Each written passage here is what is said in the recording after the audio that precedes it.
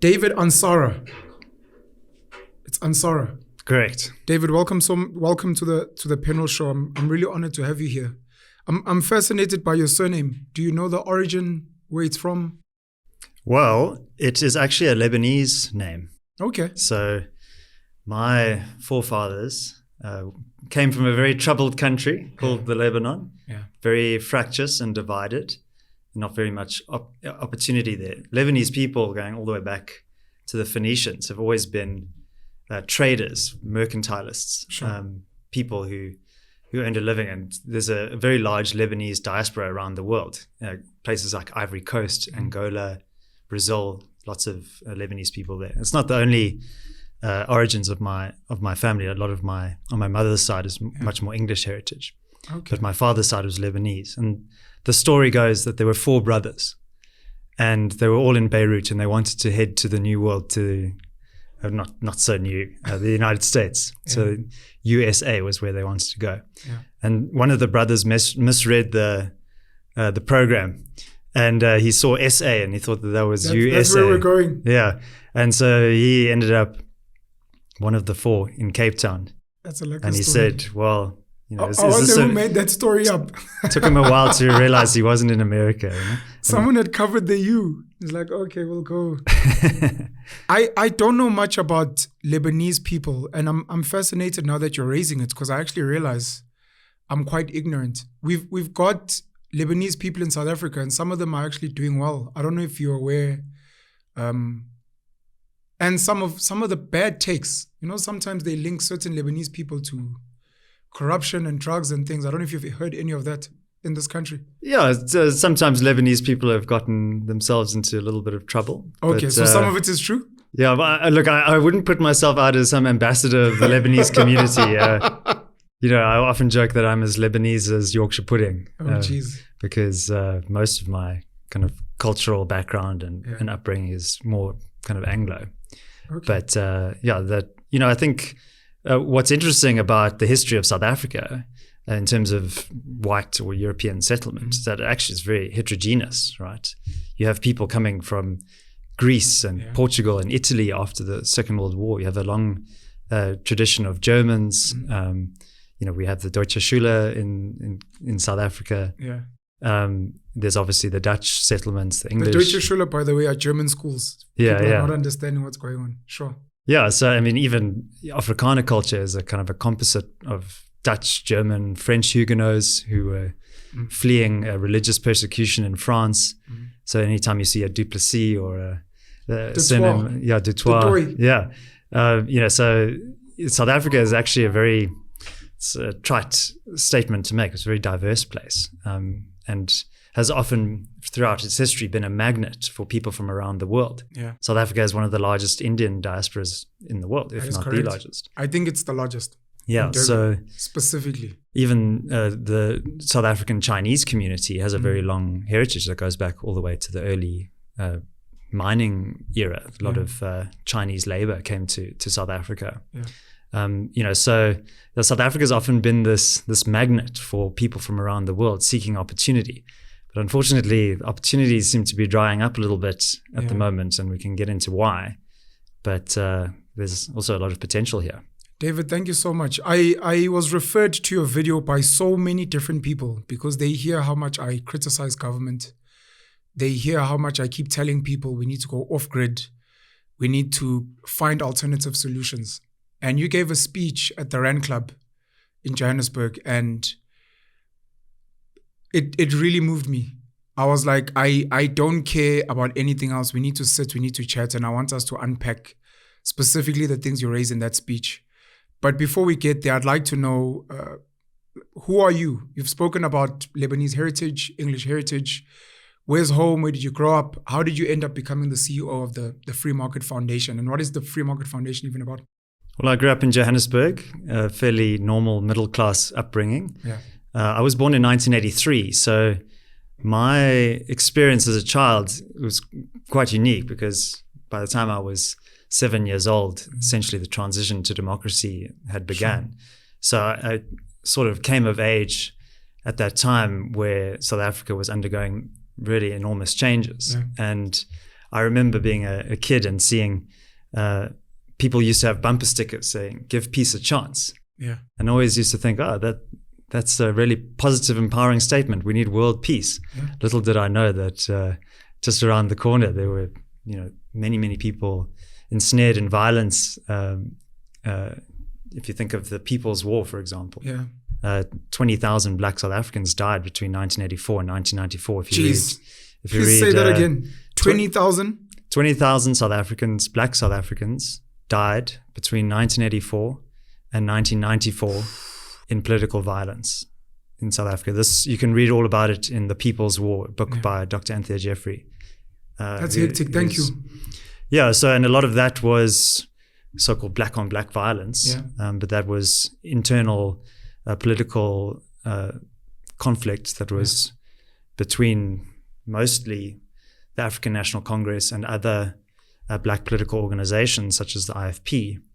And if you read The People's War, what you'll see in that book is how the ANC systematically destroyed other black political organizations or co-opted those organizations in order to become the hegemonic political force and to essentially acquire power for itself. And the winners write history, right? So, of course. During the TRC, the Truth and Reconciliation Commission, the ANC was very quick to point to the so-called third force, of which there was very little material evidence of, suggesting that it was the National Party under de Klerk that was fomenting all of this black-on-black violence and then using that to show that, black people are at war with each other. You don't believe that? Well, I think a lot of the evidence never really was revealed, right? A lot of it was hearsay evidence. You would hear anecdotal accounts that somebody saw somebody in military uniform wearing all black, and they could see the long hairs on their wrists, and suggesting that was a Boer who was fomenting an attack against a hostel, a mining hostel or something like that, or facilitating Inkatha fighters to go in. But look, obviously there was a lot of conflict during that time. So that was the backdrop to my childhood. Sorry, we just lost Prince Mangosuthu Buthelezi, who was the founder and the leader of the IFP. And you're raising it, and it's very true, the black-on-black violence. I know specifically in the eastern parts of Johannesburg, or Gauteng rather, very prevalent. And part of the criticisms were exactly that some of the IFP guys were trained by the National Party, and that's why I was just asking if you believe or don't believe, etc. But we don't have to harbor on that. Please, may you continue. Yeah, and I think that was a very exciting period, as much as it was a very bloody period in South Africa's history. Were you aware of what was going on? Yeah, absolutely. I mean, as young as you were? Yeah, I mean, okay. You couldn't help but notice the changes around you, right? Okay. So when I was in primary school, my entire class was white, right? And then there were huge changes, which I think a lot of people very openly and warmly embraced in the really? 1990s. Yeah, I mean, I think... or you were just part of like a really nice neighborhood, maybe. Because I can tell you, I first went to a school that was predominantly white in 1993. It was called Busy Bee, Newcastle Junior Primary, where I'm from in KZN. Really, really awesome. The teachers were amazing. I became best friends with some of the kids. But when you hear some of the stories when you're older, it doesn't sound like everyone had a good time. So maybe you were just in a great neighborhood like me. I don't know. Yeah, I mean, I had a very fortunate upbringing, very strong family, great opportunities. And I mean, I think the great promise of 1994 was of non-racialism, equal opportunity, that everybody had the same rights as everyone else, that you now had universal franchise, you could hold the government to account, you could elect the government that you wanted. Fast forward 30 years later, of course, and things haven't turned out very well for a lot of people. And a lot of those problems, I argue, have a political origin. I have great faith in the ability of ordinary South Africans to set their own course in life, to create opportunity for themselves and their families. But there are some pretty significant obstacles that are the result of poor policy choices. And a lot of those policies are actively hostile to individual freedom and to your ability to trade, to engage in commerce, to set your own aspirations in life. And those policies are informed by an ideological doctrine, which is essentially highly statist, which is hostile to individual liberty, and which seeks power and control, and is essentially a socialist system. So even though socialism was defeated in 1989 with the fall of the Berlin Wall, we still have a very long hangover from socialism. But we can discuss that in a bit more detail if you like. Thank you. The neighborhood you grew up in, which part of Johannesburg are you from? Where did you go to school? Did you go to tertiary? And then the journey to the Free Market Foundation? Yeah, so I was born in Lone Hill, which at the time was in the far-flung countryside. So north farm. Yeah, basically. It's almost like oldish Midrand and Mildersdrift more now. So it was farmish. Yeah, I mean, I'm revealing my age now because... Well, you did say 1983, so you're stuck now. Okay, yeah. But I remember when Four Ways was literally a four-way stop between William Nicol Drive and Main Road. Yeah, and it was kind of horse farms and things like that. So, I mean, that shows you just how rapidly things can change, right? Correct. I mean, if you go to Four Ways now, there's huge amounts of residential and commercial developments, and it's very vibrant. Yeah. And, you know, that was within one person's lifetime, right? So, I mean, that shows you how people, if you unleash their potential, they can create things, they can build things. And so, you know, today I live in Sandton, and I remember when Sandton City was just one lonely shopping center on the hill there, right? And now it's a cosmopolitan center of finance and capital. So, you know, I think we underestimate and we take for granted some of the pace of change and how positive that can be. Okay, so I can imagine how frustrating it is, because I'm listening to, and I can't help but think of politics. People always speak about Dubai and what's happened in Dubai over a short period of time. And you're literally raising the same argument. You look at a Four Ways, you look at a Midrand, you look at what's happening in Centurion now, Waterfall City. Within short spaces of time, focused individuals with a vision, what they can do, versus the rest of this country and what has happened within 30 years, which is almost the opposite. So I just wanted to make that note. It makes me sad. Sorry. Yeah, and some of this growth is emergent, right? It's not directed by some central actor. Yeah, sure, you might get town planners planning out the road routes or something, but essentially what is happening here is people are pursuing their own self-interest. Correct. I want to start a business, I want to start a restaurant, I want to build a school or something. And then that produces value for others. Correct. And that in turn enables those people to create value. Look at Steyn City compared to Deep Sluit just next door. Steyn City is right behind Four Ways. And then, sorry, please continue, sir. My apologies. So I went to University of Cape Town. Yeah. I studied political science and also studied South African history, English literature. My master's was in comparative politics. Okay. And I mentioned India earlier. Yeah. And I, at that time, developed a very strong interest in the history of India. And because I was studying comparative politics, I wanted to look at other jurisdictions and what their experience of democracy had been. And interestingly enough, India, post-colonization, from 1947, August 14th, 1947, was their Independence Day. They had the same political party in power for 30 years, 1947 to 1977, under what political scientists would call a single-party dominant system.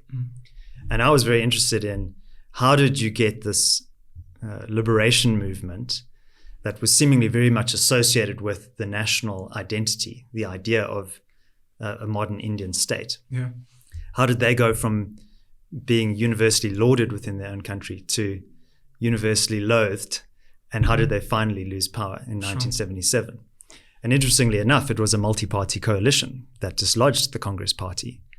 Congress subsequently came back after 1977. That coalition didn't last very long. But I mean, this was the party of Nehru, the party of Gandhi, Indira Gandhi, who was Nehru's daughter, ended up becoming a very autocratic leader. She was extremely popular, but she gave into impulses of authoritarianism and ended up eroding the internal dynamism of the Congress Party. Because the Congress Party was a very diverse set of interests that all kind of came together under this national umbrella. And when she tried to impose her own ideas and subverted all of those bottom-up processes of power, she ended up eroding the very strength that the Congress Party had, until she imposed a state of emergency with huge consequences for civil liberties. They had forced sterilizations of men.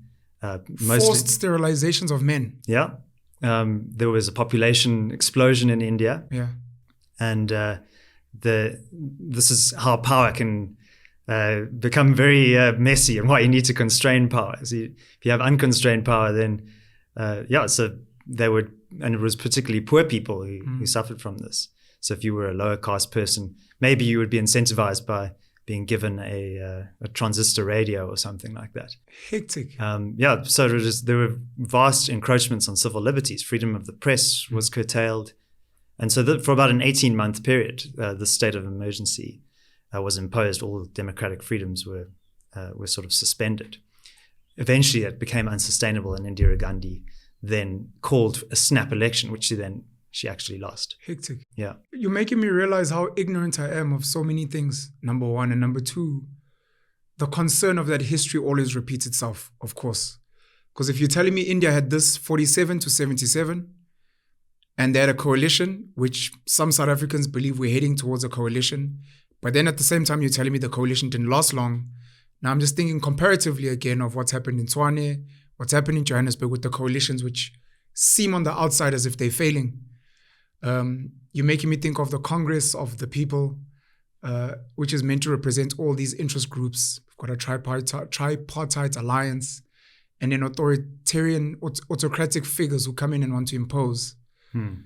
Whether Zuma tried to do that, whether Malema was hoping to do that if he stayed within the ANC, Thabo Mbeki tried to extend his lifetime as president, and some of these things collapsed. So you're just making me think of some of those things, but more than anything, my ignorance.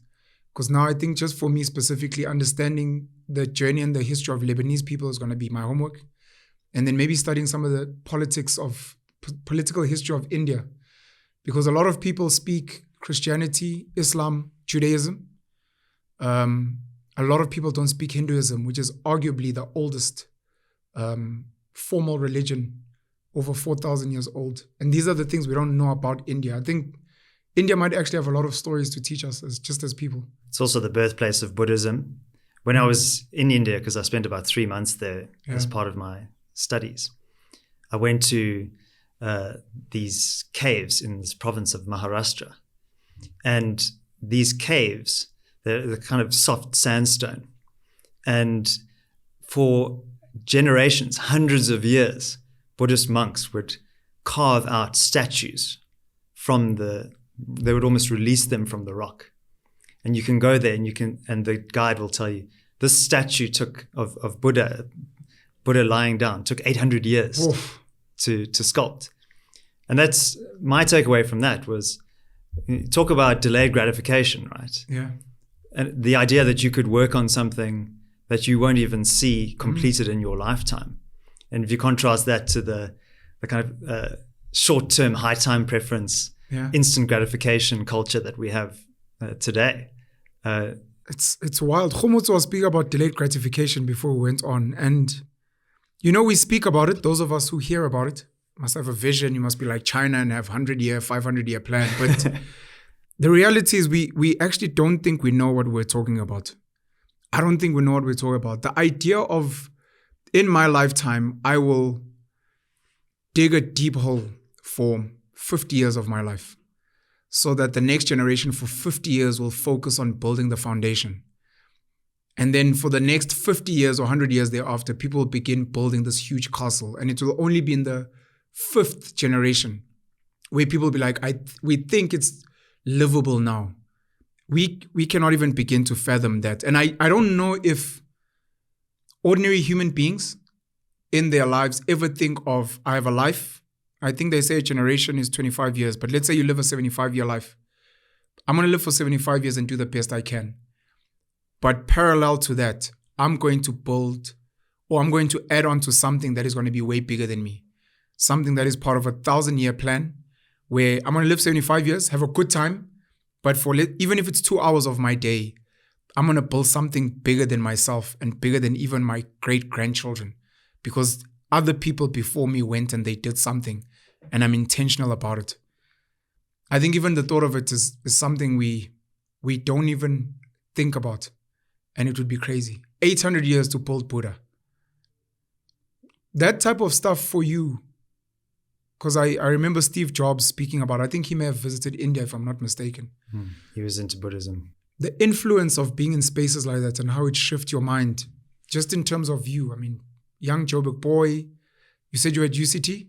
You had UCT, political sciences, it's cool. And then you have this experience, 3 months, but what does that do to shift your mind, just looking into the future and who you are even today? Well, I think South Africans tend to suffer from exceptionalism. We think that our problems are unique to us. Correct. That we're somehow special. Yeah. That the normal laws of economics or human nature or politics don't really apply to us. And I think we are unique, but we're not exceptional. Many countries have suffered great adversity. And I think travel actually does teach you that, right? In 2016, I visited Vietnam, right? And I'm a virulent anti-communist. But what was interesting about Vietnam is almost the kind of Wild West capitalism that is on display there, right? Currently? Yeah. So the Communist Party there is very strong, and there's no political opposition or anything like that. Okay. But I remember speaking to someone, and he says, I have to work 16-hour days, and he was a young man, because I have to support my grandparents. And I said, oh, well, don't you, I mean, this is a communist country. Don't you have some kind of extensive welfare program for your grandparents? And he almost laughed at me like I was joking. And, you know, you look around you everywhere you go in Southeast Asia, there are people frenetically working, right? I mean, in India, you'll walk through a market at 11 o'clock at night and the market is pumping and there's an elephant walking past you, literally. And there's a guy who's just making boxes, you know, nailing little pieces of wood together. And I think that is something that we're missing a little bit here in South Africa, this idea of that we need to work. If we want prosperity, like no one's going to give it to you. You have to create it. And again, it's people pursuing their own self-interest. I mean, just getting back to the Vietnam example. I mean, here is a country that was, you know, for 1,000 years was colonized by China. For many decades was brutally oppressed by French colonialism and fought an anti-colonial war against the French. And the French were brutal. You can go to Hanoi and you can see the guillotines that they used to use and the torture instruments and things. Then they fought an internal civil war between the communists and the nationalists, which decimated the country, tore it apart. The Americans then came in to support South Vietnam and instituted a campaign of napalm bombings. Defoliants were released across the whole country, so the jungle was destroyed. Tens of thousands Americans are always involved in these stories. Please continue. Yeah, so, but I mean, the communists from the north, I mean, they were brutal, right? The Viet Cong. And they ended up taking over the whole country. By the way, there was another war with China in 1978 after the war against the Americans. And protracted economic malaise, right? Famines and so on in the 80s. And at some point, they just had to decide, well, we need to build our country and we need to have a dynamic, competitive economy. And Vietnam today has still got a lot of problems, but it is growing at a frenetic pace. I mean, because the people are working. and they're pursuing their own self-improvement, they're creating wealth. So I think what I would like to see in Vietnam is obviously political liberalization as well. But in terms of the economy, it's capitalism writ large. I went to a bar in Vietnam, and there was a mural on the wall. This is the most classic Vietnam experience. And they had images of all of these communist leaders throughout history: Karl Marx, Friedrich Engels, Mao Zedong, Vladimir Lenin, etc. And then underneath each picture, corresponding with the picture, was a different type of beer, a different brand of beer. Mao is Heineken, and Budweiser is Stalin or something like that, which I found very uncanny. Like, okay, here you have consumer capitalism mixed with Marxism. Quite ironic. Yeah. Whereas in South Africa, I think we're very blessed to have a dynamic market economy, which is increasingly being constrained by political actors who are ideologically resistant to the idea of people creating wealth for themselves, and they want others to become dependent on the state. Sure. Why did you study political sciences at UCT? I was interested in political institutions, how political arrangements can enable people to flourish. This is from high school. You're already politically conscious. I was always interested in history. Okay. And the events that shape the world and our country. But I wanted to understand what are the mechanisms in place that can facilitate human flourishing, freedom. I've since become a lot more interested in economics since I left university. But economics is also essentially the study of human behavior. Sure. It's not just the quantitative discipline that many people think it is. And so ultimately I'm interested in freedom. How do people be truly free? You're interested in freedom? That's interesting. You don't want to give a shout out to your primary school, high school? We normally do this. What's your school is? TF Malan, what's your school? General Smarts. Shout out to what's called General Smarts. Jeez. I don't know if you want to give a shout out to your primary school and high school. General Smuts, by the way, is one of the most gifted South Africans. I can fully agree. At least I know a bit about that. And he's one of the South Africans that almost every South African child, we speak about Siya Kolisi and Rassi Erasmus today. But when we speak about South Africans that have built this country to what it is today, he's definitely one of the people that people should study. But please, you can speak about him as well. Well, he went to, I forget the college, but he went to Cambridge. And the master of his college, when Smuts graduated, said on reflection that the three most gifted students that ever graduated from this Cambridge college were John Milton, Charles Darwin, and Jan Smuts. Yeah. Polarizing figure, weirdly enough, in the Afrikaans community, but a sensational South African that I think every current South African child should know about the possibilities. The guy wasn't even supposed to go to school. Apparently. So. Yeah, mostly self-taught and also a very lateral thinker, right? Yeah. So he was a philosopher, he was a naturalist as well. I think probably his intellect was also his downfall in many ways because he struggled to kind of relate and also to read the political changes that were happening.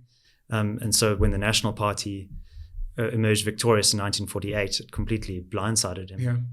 But as a military strategist, he was brilliant and played an integral role in the Anglo-Boer War. Even though he was an Anglophile, he fought on the side of the Afrikaners. And then after the Act of Union and so on, I mean, he was very involved in the senior military establishment in the First World War and then also the Second World War. And he was part of Winston Churchill's war cabinet. So if anything had happened to Churchill, like if he had died because of a bomb being dropped in his head, Smuts would have taken over the military campaign in the Second World War. He was huge. Next in line, yeah. That is huge. Shout out to your primary school, high school, if you want. If you primary school maybe you didn't enjoy it. No, primary school was very formative. That was Bryanston Primary School. Yeah. And I discovered the other day that, one of the one of the main supporters of the Free Market Foundation, actually was very involved in Bryanston Primary School as like on the kind of parent-teacher bodies. Sure, that's dope. It's still a very good school, Bryanston Yeah, I Primary. believe so. Yeah. Yeah, and then high school I went to St. Peter's College, which was a Anglican school in Sunninghill, and yeah, it was a new private school, so I was part of the original first intake. So there were a total of 90 of us. Yeah. But being in a small school environment actually, in many ways, it enabled me to flourish. Suddenly, I got exposed to things like theatre, and my sports really took off and things like that. So yeah, I'm very much indebted to St. Peter's College. And I still actually... one of the teachers who influenced me greatly, his name was Adam Dobson, who really opened up my eyes to the power of history and the power of the written word as well. I still maintain contact with him, and yeah, so shout out to Adam Dobson for introducing me to some really incredible ideas. St. Peter's College is still around? Yes, very much so. Bigger now? A lot bigger, yeah. Okay. So in 1998, when my parents took me to the open day, they showed us this model, this projection of what they said it's going to be. You know, the fees were quite high, and so there were AstroTurf hockey and amphitheater for the drama students, and huge fields and classrooms. By the time I left, none of that stuff had actually been built because interest rates shot through the roof at that time. And but I went back a couple of years ago, and I was very pleased to see that all of those big promises were ultimately fulfilled. Really? Yeah. That's dope. And that's the delayed gratification story. You were part of the initial guys who are not going to enjoy the later things, but your money later on, hopefully, yielded the benefits of the kids that are there today. Okay. Sorry. You're done with St. Peter's? Yeah. And then UCT. And then I worked, I spent a bit of time in London after I graduated. And then I came back and I've worked in various corporates and consultancies. And then in 2019, I joined the Institute of Race Relations. So I was with the Center for Risk Analysis, which is a risk advisory unit at the IRR. Okay. And then in 2022, at the end of 2022, I was approached to lead the Free Market Foundation. And so I started at the FMF in January of this year. Geez, congratulations. Thank you. I wanted to make a note. I remember when I got to varsity, I was at Rhodes, and then I came to the University of Johannesburg. And I found it interesting that when I studied the children of powerful people, rich people, they tended to do a lot of the arts subjects and courses, and I didn't understand why. And later on, I formulated some kind of a theory. Some of my mates, they look down on the political sciences and why didn't you study a proper thing at varsity? Like, oh, we're so glad you're now into economics at least. When you look at history, to what you were saying and your passion, and you look at how the world has been shaped, and you look at people like Steve Jobs as an example, a lot of their foundation, a lot of their lateral thinking, a lot of the ideas they came up with, which have shifted society today, are based on studying fine art, philosophy, history as an example. And if you study history, it leads you down this rabbit hole that connects everything to everything. Someone might just be like, oh, this is a beautiful building. It's owned by a billionaire. And you're like, do you know the type of architecture, which country it comes from? And do you know the philosopher who came up with this type of style, etc.? So I found that interesting. And I remember Sir Ken Robinson. He's got a very amazing TED Talk on YouTube. He speaks very much about how the arts are just as important as maths and science. Because it's one thing to get a nerd that crunches numbers but if you want to build a dynamic society, and if you look at the people that built the iPhone as an example, it's people that were more than just, I just did computer science. I studied calligraphy. I traveled to India and I understood that there's more than just a product. A brand is something you want to immerse yourself in, identifying the colors, which some more technical people take for granted. So I just wanted to say thank you so much for having an interest in history, number one. Thank you for going through the journey, which it seems has led you to economics. And thank you for chasing freedom. It is such a deep word that you used because it is so layered. And I don't even know what it means to you, but thank you. The IRR, I've heard it being mentioned in this country. I think it's an important institution. Is it an important institution? And why? The Institute for Race Relations. Well, the IRR is actually the oldest non-governmental organization in Africa. Really? I didn't know that. Thank you. It is maybe I stand under correction, but or maybe one of the oldest, if it's not the oldest. 1929 was when it was started. Here in South Africa? Yeah. Okay. And it was originally established to benefit and to create harmonious race relations. That's where the name comes from, the South African Institute of Race Relations. Okay. It was originally sort of discussion groups that would meet. And then it became very much more focused on research. So after 1948, it started to document a lot of the abuses that were taking place under the National Party government. Okay. And the IRR produced a publication which is still active today called the Survey, the IRR Survey. Okay. And for a long time, this was the only place, the only reference point where you could find information about things like forced removals after the Group Areas Act, to find out about the movement of Black South Africans away from the countryside to urban areas. Because there was a lot of misinformation at that time. Of course. Misinformation is not just a contemporary phenomenon. And so the IRR played an integral role in advocating for individual freedom, for universal suffrage, for also ending population registration type of laws, and non-racialism essentially. And I think, somebody who deserves a lot of credit is the late John Cain Berman, who was the CEO of the Institute from 1983 to 2013, for 30 years. A great mind. And he wrote a book I think it was the 1980s, called South Africa's Silent Revolution, which was about how Black South Africans were basically defying through their actions all of the population controls, all of the and were basically flooding to the cities, and often were doing so in open defiance against the state.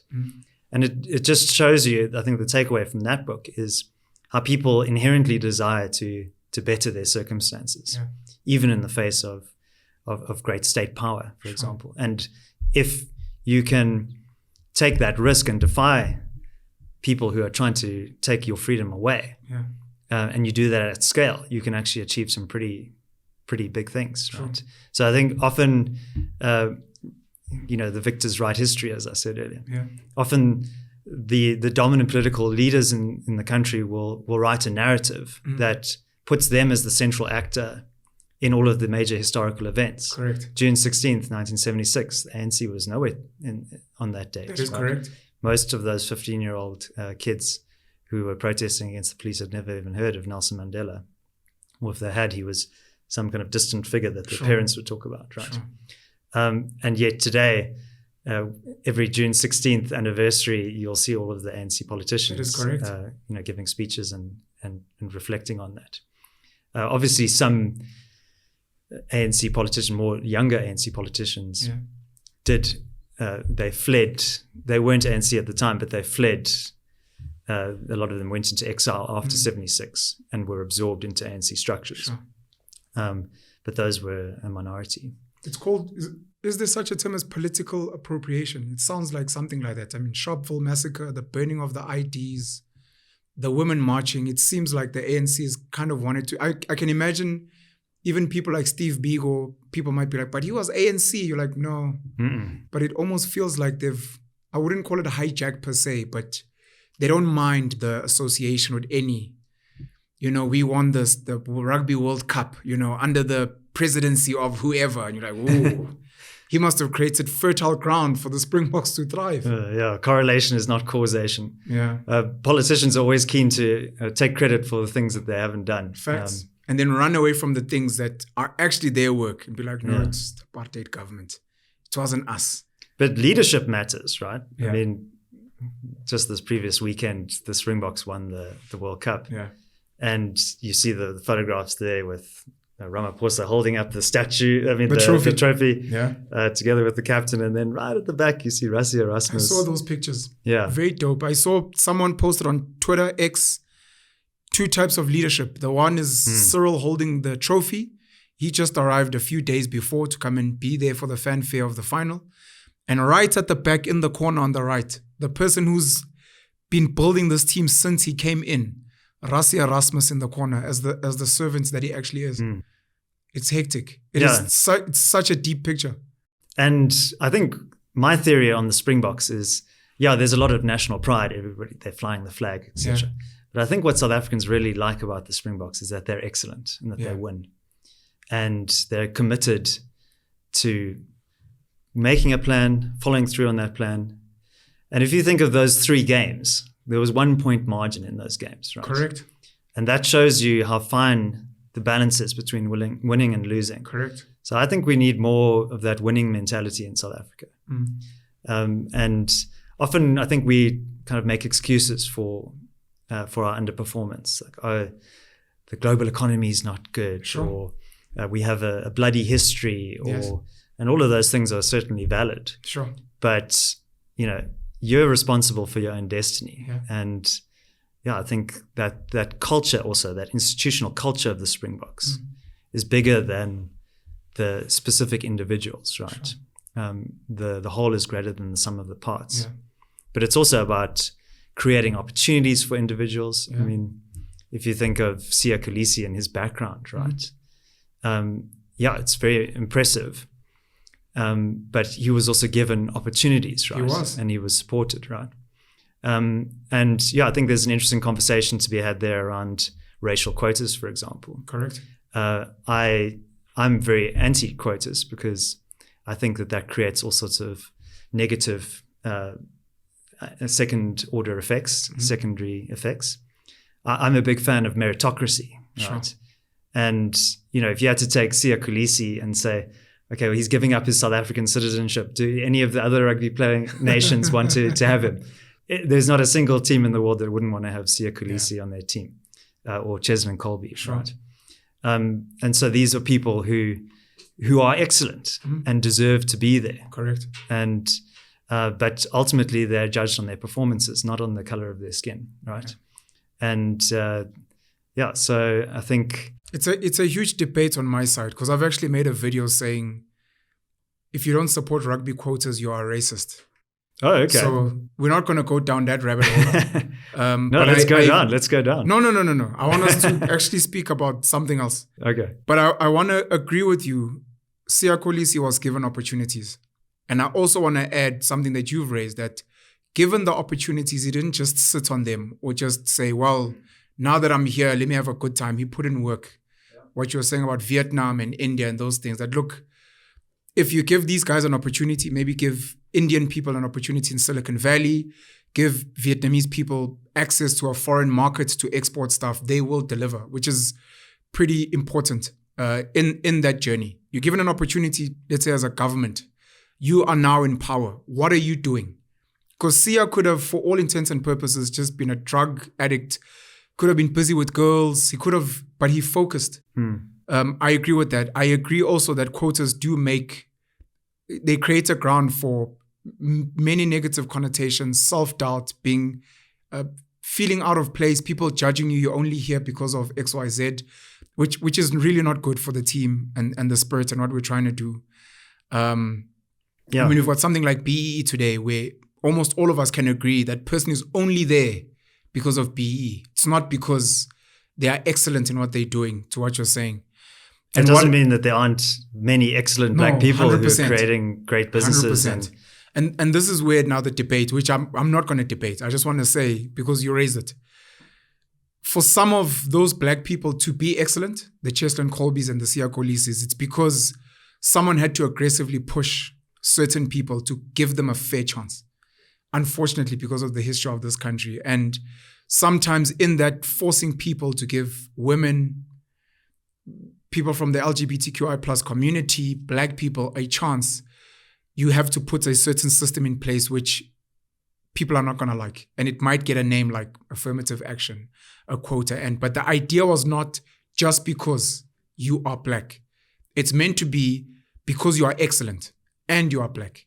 And at least from my perspective, we've seen some of the benefits of forcing some of that stuff today in the Springboks. But it's a huge debate. Many people disagree with me, and I'm happy to have the disagreements. But I made a video about it, and I don't want to speak about that because we're not here for that. I'd like to hear your definitions of capitalism, communism, socialism. I'd like to hear those definitions, and I'd like to know what work the Free Market Foundation does. So the Free Market Foundation is unashamedly here we go, and wholly committed communism. To promote. They love communism. Actually not. We love capitalism. I'm kidding. Capitalism is the great driver of human prosperity. Nothing before or since has ever created so much wealth and opportunity and benefits for people, right? If you had to look at measures of absolute poverty over time around the world, 100 years ago, most people lived in extreme poverty, probably around 80 or 90%. Today, it is down to about 10%. And you're not measuring it on money terms. You're measuring it on lifestyle, how people are living, access GDP, to food, GDP per capita. and those things. Yeah. Oh, it's measured on money. Yeah. So people are wealthier than they used to be. Now, you're only measuring it on money. It's an important question for me. Duration of life, so life expectancy has improved around the world. So wealthy countries, generally, the standard of living is higher. You have access to advanced medicines, healthy food, economic opportunities, shelter, etc. So the duration of life has improved and the quality of life has improved. Okay. That's important for me. Yeah. And these are, pretty fundamental aspects about being alive, right? Also, capitalist societies produce innovation that helps to solve problems, right? Like the invention of penicillin was a fundamental game changer for the way we treat healthcare, the development of vaccines or modern medicines. Yeah. So capitalism, I think, is kind of an interesting term. I think a lot of people, when they hear that term, they think of kind of greedy business barons just kind of grabbing money. The capitalists have arrived. Oh, snap, all your pockets. But I think the big error there is to assume that wealth is this finite thing, that there is one pie and that pie is static and non-changing, and that all we need to do is debate about who gets the biggest slice of the pie. Yeah. My argument about the benefits of free market capitalism is that the pie gets bigger. Sure. So even poor people in free and wealthy countries tend to do better than poor people in unfree countries. Sure. So the Free Market Foundation, we have a relationship with the Fraser Institute in Canada, which is sort of like the Free Market Foundation in Canada. Okay. And every year we publish the Fraser Institute's Economic Freedom of the World Index, which measures freedom around the world in this composite index. So measures freedom. Yeah. So, and freedom, the various subcategories are how big is government? So the size and scope of government. Is there the rule of law in place? So, which is different to law and order. So the rule of law is, are the laws in the country equally applied? Are powerful people held to the same account as people, ordinary people? Sure. There's also things like this: the monetary system. Is there sound money? So does the government interfere in the production of money? So all of these different categories. Private property rights are very important. Private property rights is an extension of your fundamental human rights. So that's what forms this index. And then they take 165 countries and they rank them from the most free to the least free. Okay. The most free countries, places like Singapore, New Zealand, United States. The least free countries are places like Venezuela, Zimbabwe, Sudan, where people don't have much individual freedom. By the way, shout out to the New Zealand All Blacks, since you're mentioning them as a free country. Yeah, they also have a winner's mentality. They do. 1 point away, but also winners. Their government, I don't know, over the last few years has been a little bit anti-freedom. But what is my point? So out of the 165 countries, South Africa is 94th. So we're in the third quartile. Jeez.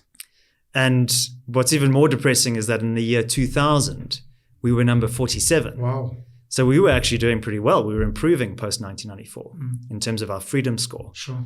And like what we were talking about earlier, things were changing rapidly. There was economic opportunity. GDP growth was north of 5% in the mid-2000s. You had mass expansion of the economy. And joblessness started going down. Our national debt levels were low. It was about 26%. It's about 72% today. And so South Africa is actually sliding down that freedom score. But what's really interesting about that index of economic freedom is you often hear this criticism of capitalism that, it just exploits the poor to the benefit of the wealthy. Sure. But if you had to take each of those quartiles, if you had to divide the 165 countries into 4 groups, sure. And of the 4th group, the low freedom scoring countries, if you had to take the bottom 10% of those 4th quartile countries, the poorest people in the least free countries, sure. On average, they earn $1,700 per person per capita. Their GDP per capita is $1,700. Okay. So it's very low. Yeah. That's per year. Yeah. For people to understand. Okay. Yeah. So that's an economic measurement, GDP per capita.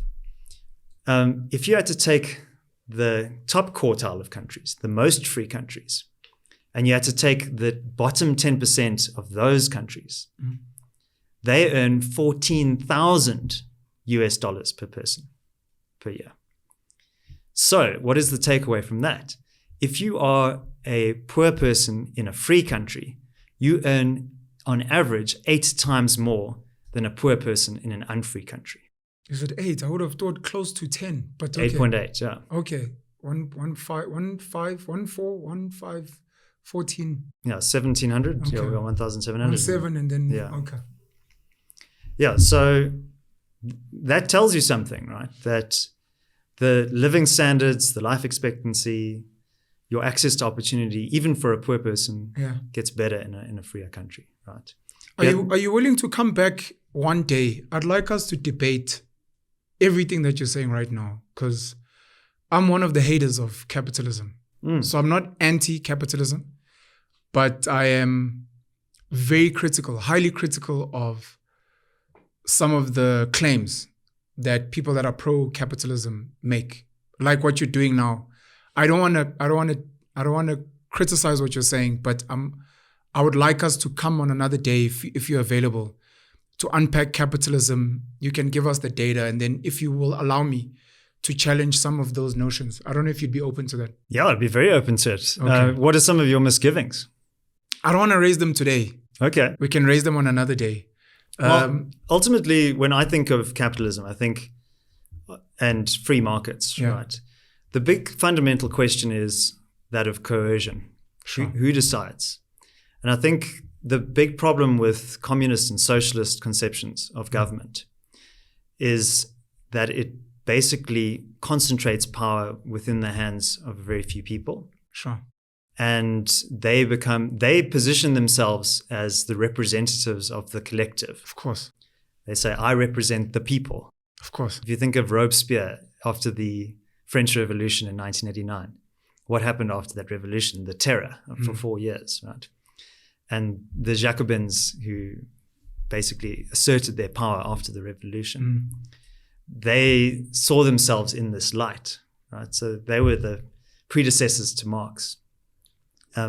They saw themselves as representing the popular will of the people, and that things like the aristocracy, the bourgeoisie, who were the merchant traders, that they were enemies of the people. Of course.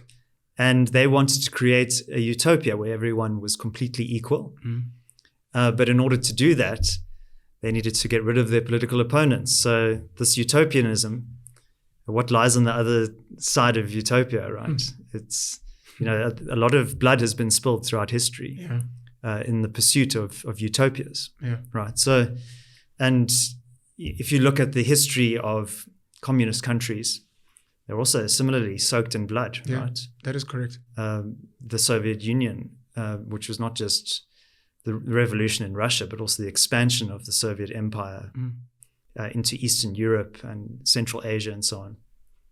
The famines in places like Ukraine under the Soviet Union, millions of people died. Yeah. And China. Yeah. The Great Leap Forward in China resulted in the starvation and death of tens of millions of people. That's correct. Not to mention the Cultural Revolution, which systematically purged China of intellectuals, artists, political opponents, even trade unions, workers' groups, and so on. And this is the consequence of a high degree of concentration of power. Yeah.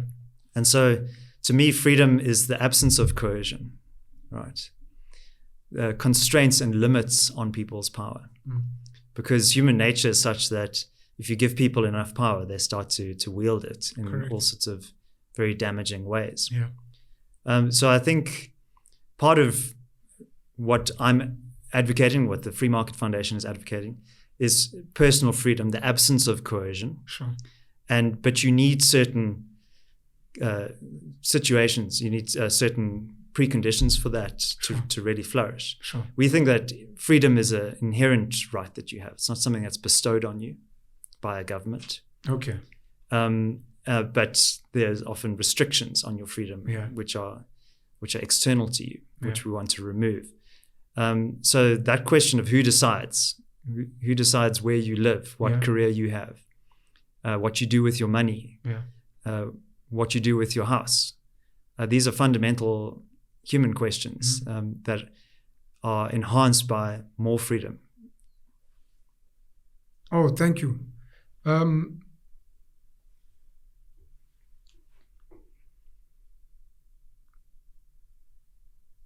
I'd like to go back. I don't know. I'm not asking for a dictionary. And if you can simplify it as best as you can for someone who's maybe even hearing these terms for the first time, because you never know. You've spoken about who decides as one of the criteria. The differences between capitalism, communism, and socialism. Assuming that someone is listening and you're saying, guys, these are the options. I chose capitalism because it speaks to, I get to own my own destiny. What are the differences? So because we think capitalism, money, is it just money? Is it just government? Is it just regulation, or is it something else? So a big difference is in the conceptualization of the role of the state. So a major difference is, in South African terms, the government and their role. Yeah. Capitalism, socialism, communism. What is the role of government? Okay. Yeah. So in a classical liberal definition, which is the political philosophy that I advocate for. Yeah. Because we have this bias towards individual freedom, we want people to be able to make their own choices in the absence of coercion. Sure. That necessarily means that the state should be small and limited in its functions. That you don't just say, because you are a political leader, you get to tell everybody what they can do. Sure. Something like a constitution puts rules and restrictions in place. There is a separation of power. So you may have heard of this idea of the trias politica, which is the executive, the legislature, and the judiciary, and that there's this balance of power. Having a constitutional order enshrines certain inalienable rights that the government must also adhere to. Sure. This idea of the rule of law, that everyone is equal before the law, is not something that has always been in place throughout most of human history. Right? But it's a very important institution. Private property rights is really integral to that, because it's not just about the roof over your head. It's also about the extension of your rights of ownership. That you invest your labor, your time, your energy into producing things. And that by extension, that is yours. And that you can trade that. That is also used as the basis of your civic participation. So those are the kind of core values of classical liberalism, which then translates into this role of the state. That the state is almost like a night watchman. The state is there to adjudicate disputes between people, because sometimes human beings engage in conflict with one another. Sure. So you need like a neutral arbitrator to maintain law and order. Yeah. So sometimes you have criminal elements in a society who violate other people's rights. Yeah. So you need to have a neutral institution that can deal with criminality. Sure. You also need to protect yourself against outside actors. You need to protect the sovereignty of your borders. So if a malevolent country, tries to attack you, you can then mobilize resources to defend the country. Sure. Because if you can't defend your country, then you can't uphold those rights of your citizens. Correct. So that is actually a very narrow conception of the state. So this idea that the government must do everything, the government must provide education, the government must provide healthcare, the government must provide social grants. These are very new iterations of what the state should be doing. Sure. Right. And so, but the state also is a concentration of coercive power, right? Which it needs in order to protect people's rights. This is what Thomas Hobbes was writing about in the 16th century, about the Leviathan. Okay. But that Leviathan can also get too powerful and can actually violate other people's rights if you don't constrain it. Correct. So that classical liberal conception understands that human beings are fallible, that we have the desire for power, and sometimes we use it in very bad ways, and that we need to limit the power of even the people that we've chosen to lead us. The opposite of that is to see the state as the central actor within a political and economic system. And this is the socialist paradigm. Yeah. So Marx understood society as being basically the contest between various social groups, social forces, the working class and the capitalist exploitative class in his conception, right? And that he saw these groups not as collections of individuals, but as material forces that were conflicting with one another. So Marx was a child of the rationalist Enlightenment, right? Which saw human nature as something that can be malleable, that can be shaped and changed, right? And the Jacobins also thought in that way, right? And so his view of human behavior, this is Marx now, was very scientific, that if you can just capture the state and redistribute resources, then you will achieve an egalitarian utopia, right? I'm kind of simplifying a lot of Marx's arguments. But in fact, Marx believed that there were different stages of history, that you would have sort of the peasant agrarian kind of stage, the feudal stage, and then the capitalist stage. The easy way to explain that is farming, hunter-gatherer, feudal kings, queens, and then capitalism, which really grew and flourished in the late 18th century and throughout the 19th century when Marx was writing. Okay. And that created the Industrial Revolution created fundamental changes in the way that societies were ordered and how people behaved, of which we're benefiting from to this day. And so Marx was a proponent of Hegelian philosophy, which was essentially about a dialectic, that all history progresses through the conflict of different forces, different class conflict, essentially.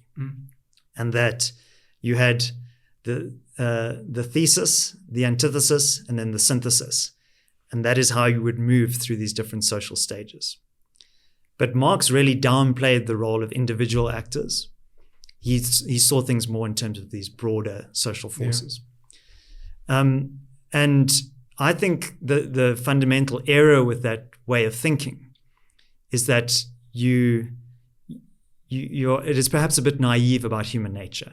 Remember what we were talking about how people have this desire to accumulate power. Yeah.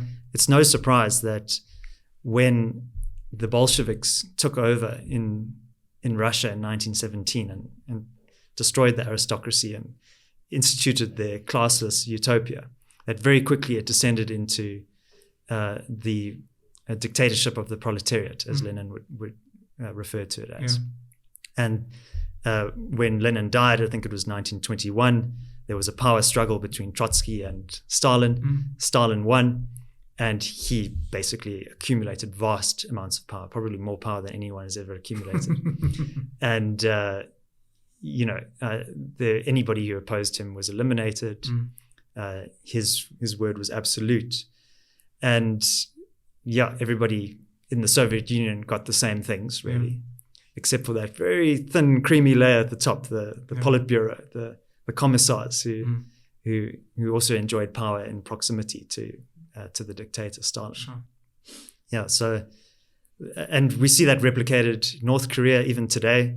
Communist dictatorship, zero freedom there. Everybody lives under the iron fist of Kim Jong-un. Venezuela has turned aggressively towards socialism, 21st century socialism, they call it.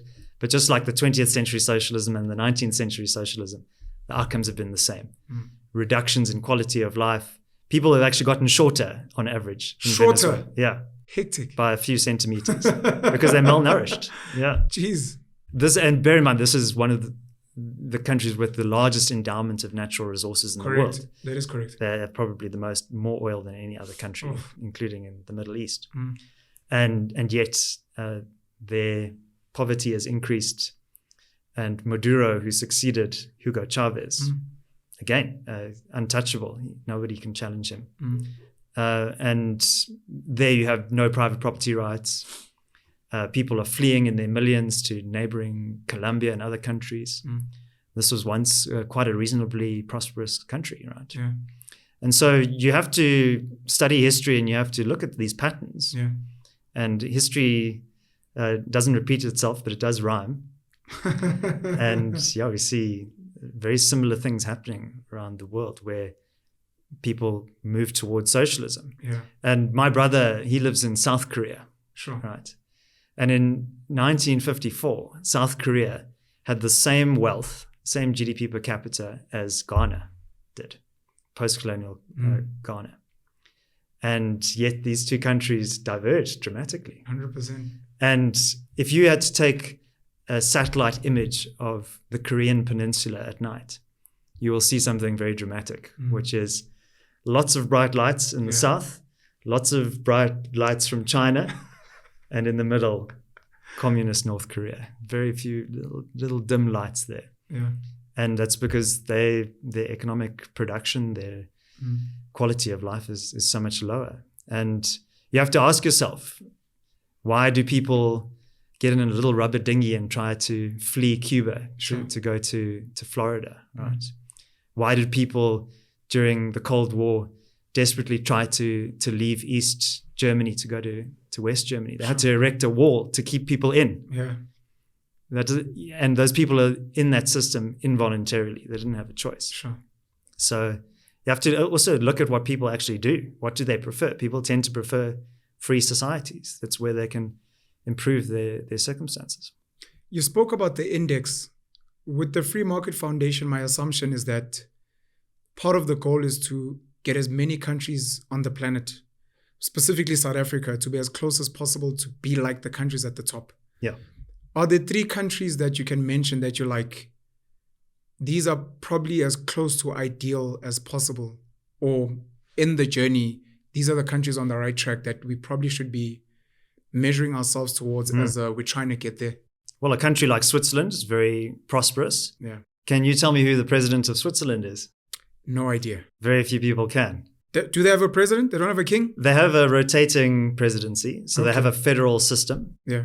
And there are hundreds, if not thousands, of small little administrative units called cantons. Okay. Which are like villages or towns that are self-governing. Self-governing. Yeah. And so they have a very highly decentralized governance framework in Switzerland. When you say self-governing small towns, first thought that comes to head is Oranje. A lot of little Oranjes, basically. Yeah, lots of little Oranjes. Okay. And so they have relatively low taxes in Switzerland. Okay. It's a very diverse country. French-speaking people, German-speaking people, Oh, yes. Italian-speaking people. Yes. And wherever you go in Switzerland, there are these different communities, but they cooperate with one another. Yeah. There's a lot of global commerce and finance in Switzerland. Hong Kong was another country, or semi-autonomous region of Hong Kong. Yeah. Interestingly, in these indexes, because there's not just the Fraser Institute one, but lots of other indices, Sure. Hong Kong usually would, in the past, be number at the one. top. And, Hong Kong used to just be a small little kind of port trading town. Yeah. It used to be like nothing really. Yeah. And it eventually became the gateway to China. Mm. So even during communist China throughout the Maoist period, Yeah. from, 48 until 1977, I think, which is when Mao died. It was a hugely important gateway for trade between China and the rest of the world. Yeah. And it had the protection of the British. So they had a sort of a 99-year lease over it, which then expired in the 1990s. Sure. And so the scale and the velocity of human progress in Hong Kong was like nothing the world had ever seen. Yeah. And it shows you that if you look at Chinese people, Yeah. right? You look at Chinese people in Taiwan, Yeah. Chinese people in Singapore, Chinese people in Hong Kong, Chinese people in Canada, in the United States. Yeah.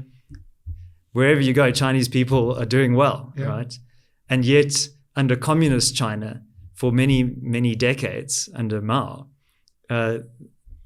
China was essentially immiserated. It Sure. was one of the poorest countries on earth. During the Great Leap Forward, agriculture was destroyed because they didn't have private property rights. People ended up literally boiling their leather shoes and drinking that broth to survive. This is a real story. Yeah, people That's were insane. eating the bark off of trees because of the top-down central planning that happened. That meant, because basically in the Great Leap Forward, they wanted to industrialize China, but they didn't understand that industrialization is a bottom-up process, not a top-down process.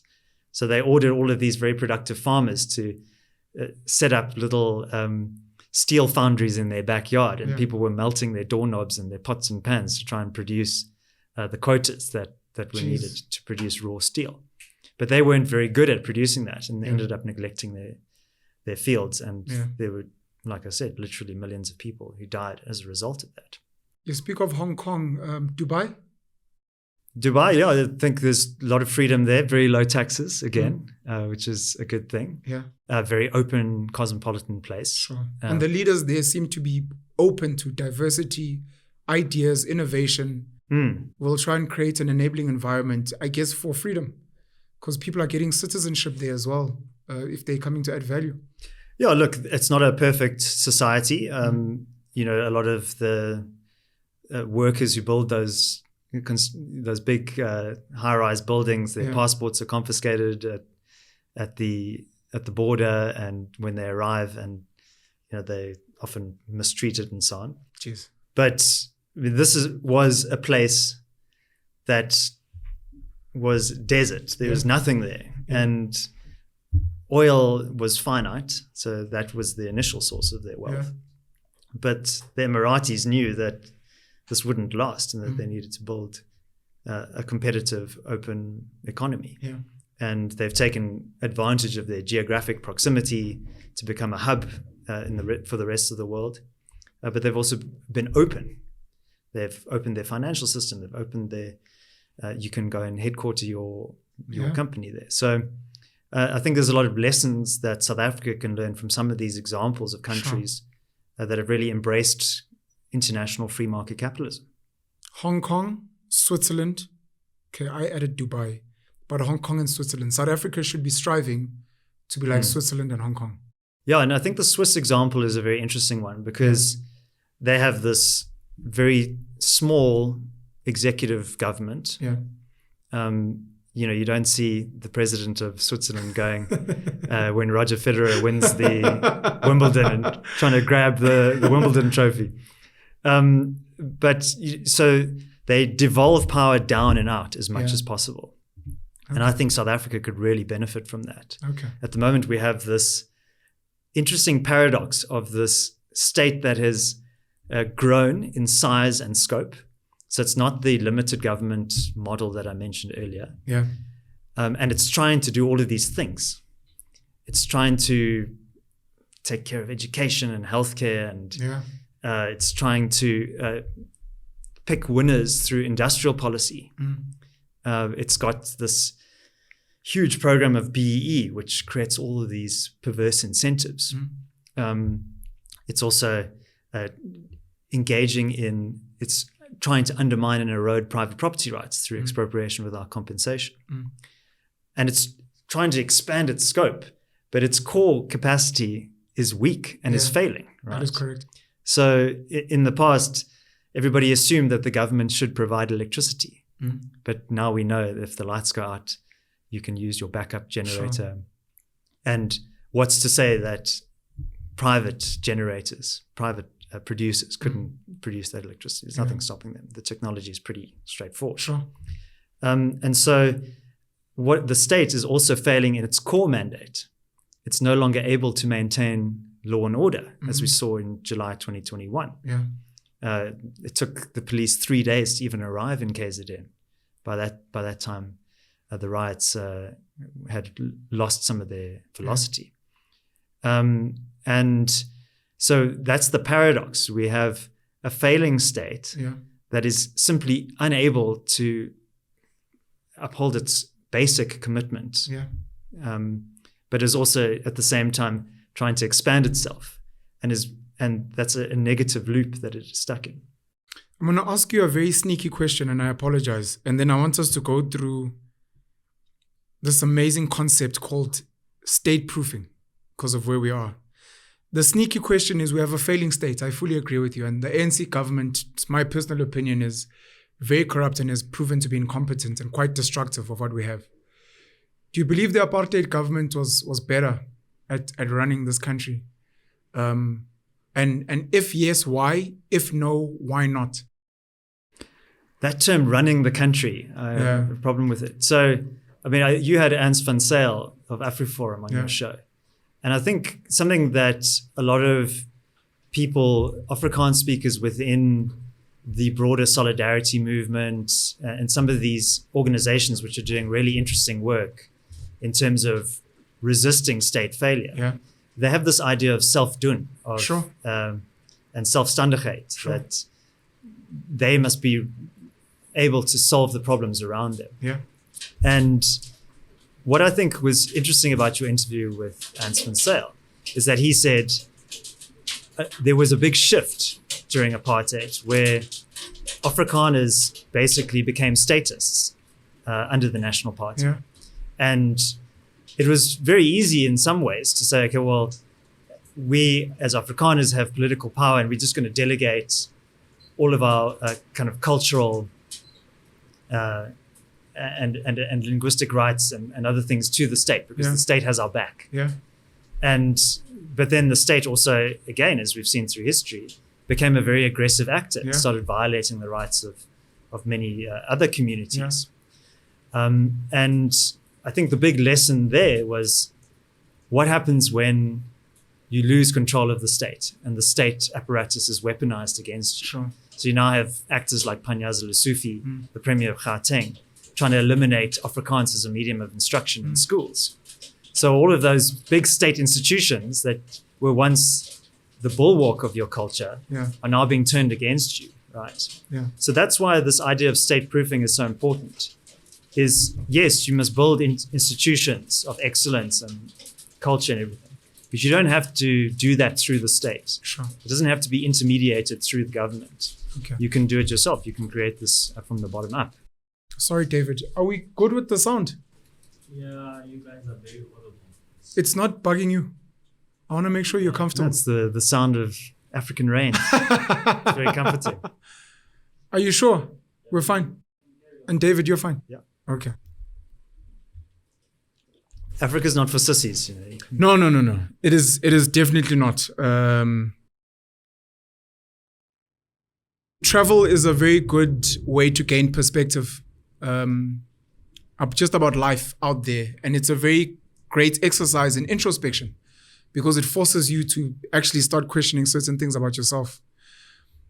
One of the perks of having foreigners or foreign entities come into what is your space or deemed your space is they come with a fresh eye. And to what you're saying, when the British came here, when the Dutch and the French and the German and those guys came here, one of the things they made us realize is Africa is not for sissies. Something that you might take for granted. You know, I guess speaking about the Springboks, when you play against them, people will tell you that these guys are really tough. What the hell is going on? It's like, well, where we come from, bro, it's tough terrain. And I mean, we live comfortably now. But when you look at the history of where this country's been, the development, the voortrekkers, the wars that we've had, transitioning from, I guess what you were saying about Karl Marx, where it was more agrarian, to some type of feudal, which we still sort of pretend to have now, to what we have today. It's been quite a ride. State proofing. So the Free Market Foundation is trying to push for us to become Switzerland. But in the interim, we're now stuck with this government that we have now. And out of all the people I've heard, I love AfriForum's Self-Doen. I love the Black Consciousness movement under Steve Biko was also very much about doing for yourself. Okay, let's do for ourselves, but at the same time, we're dealing with this government that is trying to be everything and is trying to enforce its way into everything, which is anti-capitalist. It's like, you're taking away my freedom. I can't move. And you've come up with these ideas that ordinary South Africans, and this is what I love the most, things that ordinary South Africans to do, to be like, look, you may not have much power. You may not overthrow the government. You may not be a billionaire and maybe fund a political party, but these are some of the little basic things that you can do for yourself to try and protect yourself against the tyranny of the state, essentially. I'd like to go through them if you don't mind. And then maybe we can go through each of them. And if you want to add any note. Avoid taxes as far as you can. Spoke about taking your business offshore. Do not volunteer more money to government institutions. And interestingly, you added universities that are under government control. Big businesses must stop supporting government, which is one of the things that actually bugs me, because big business always claims, look, we're doing our bit, but you guys are actually supporting these guys. Support civil society organizations, which I'm a big fan of, and I'm glad you mentioned AfriForum as one, and the Free Market Foundation as well. Fix things that you can do for yourself. I mean, things like potholes, things like patrolling your own neighborhood. Shift your mindset, a form of psychological state proofing, and leave government as the last place for problem solving, the last solution. They shouldn't be the first.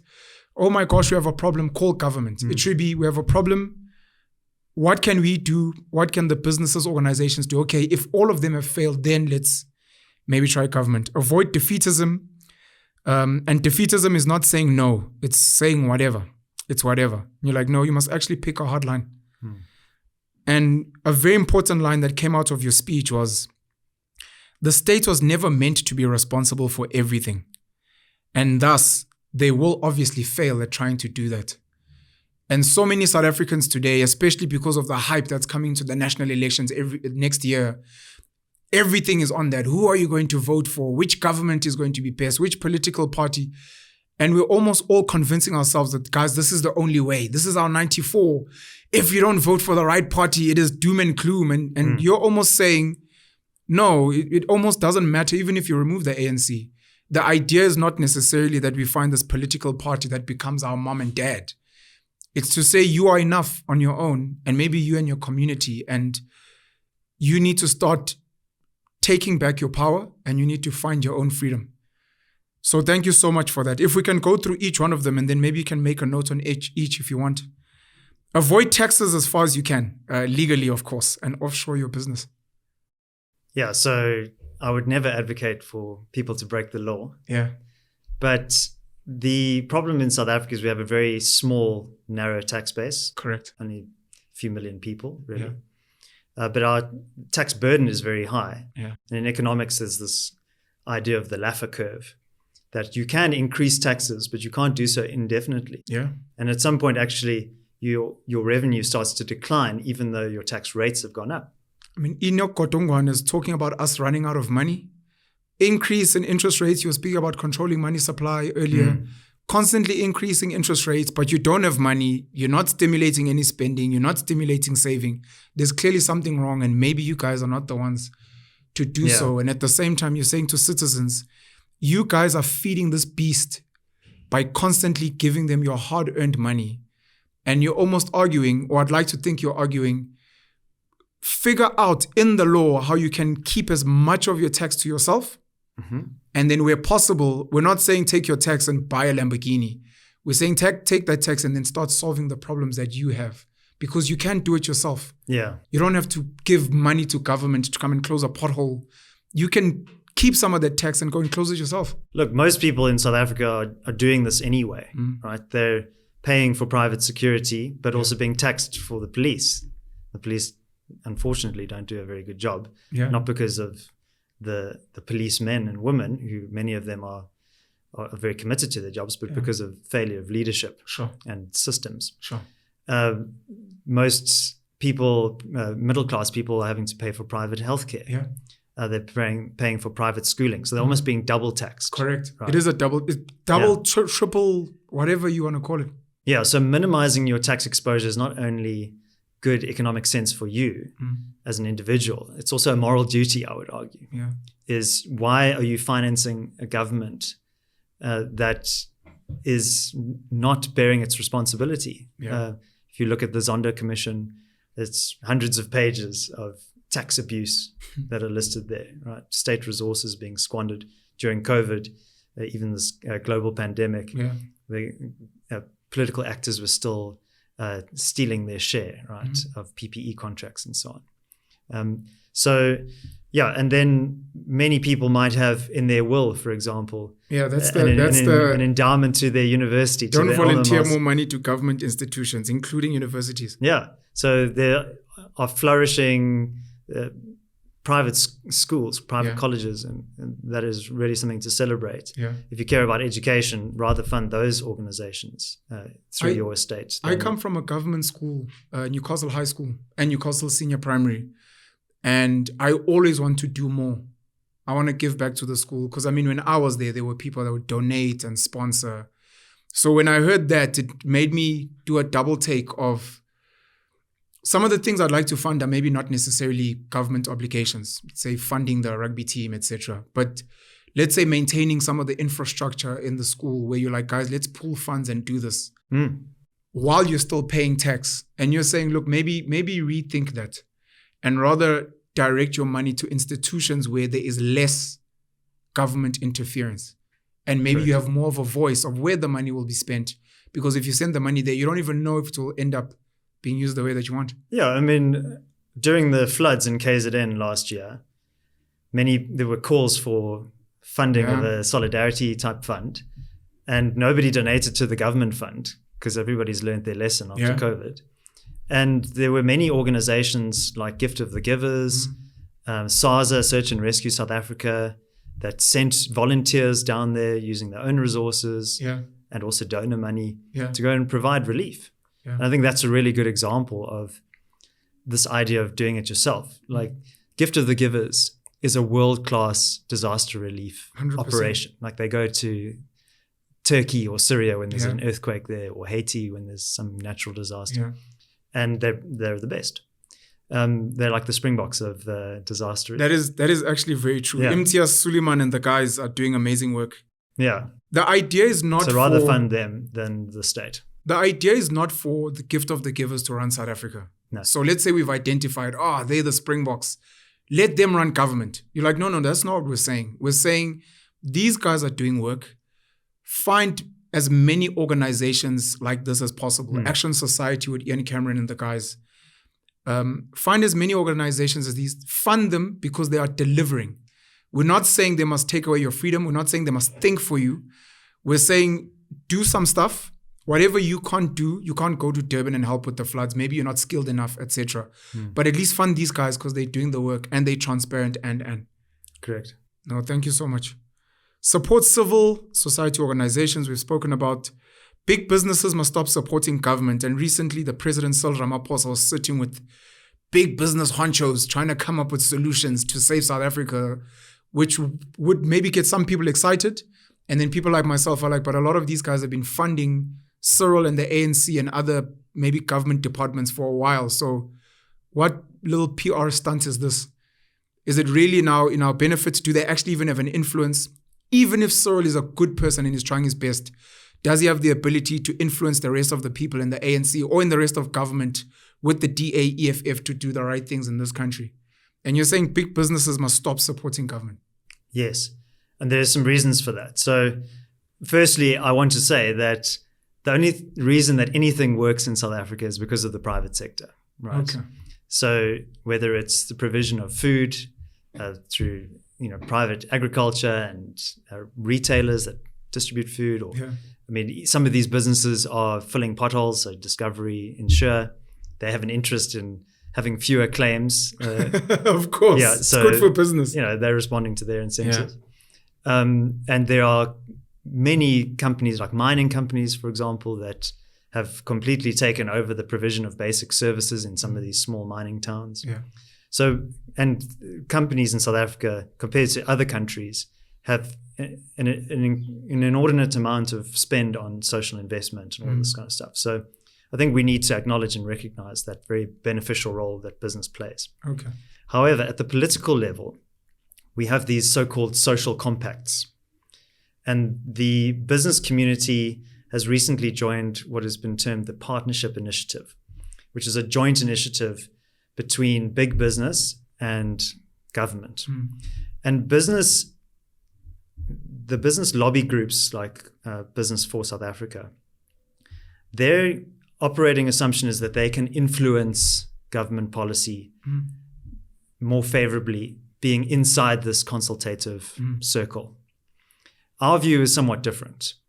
Our view is that the private sector actually holds the power, not the government. Yeah. And that the private sector needs to acknowledge its significant bargaining power and demand policy concessions, much more stringent policy concessions from the government.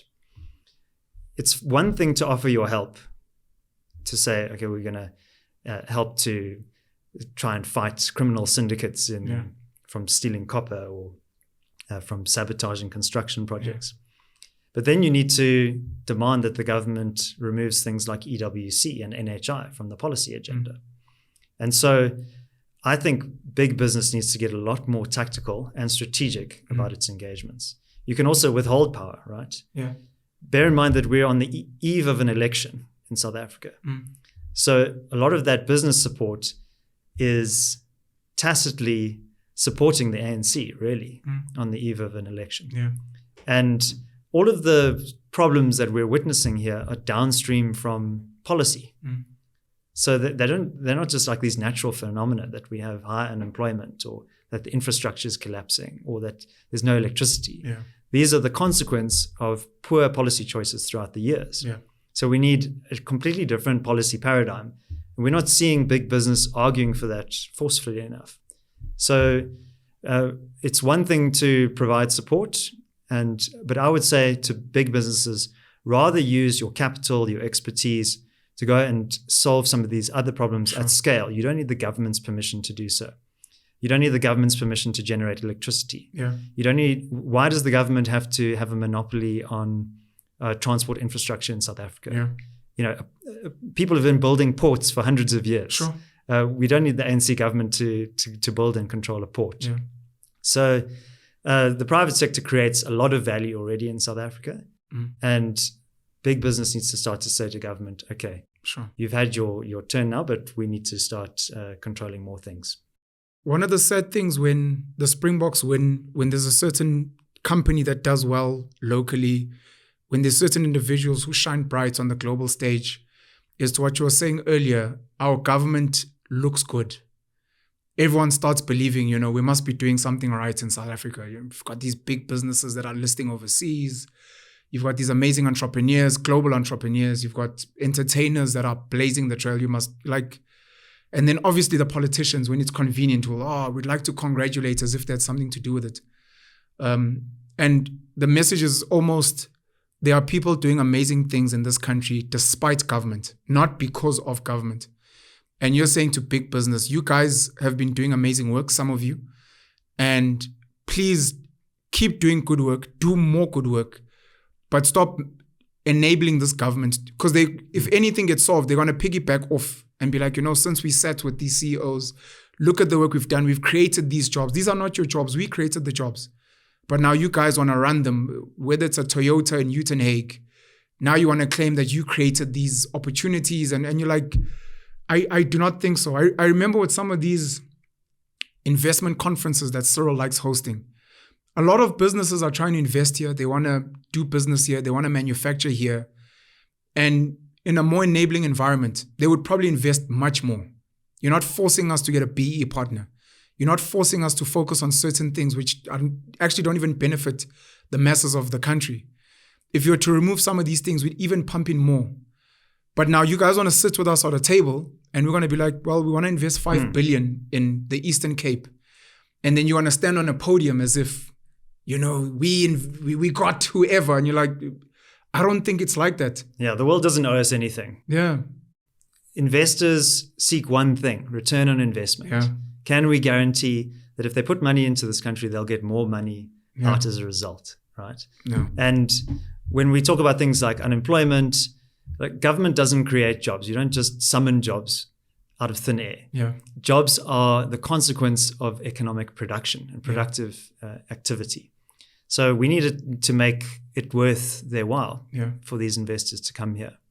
And they're profit-seeking enterprises. They are accountable to their shareholders in their home countries who are giving them money to invest judiciously, right?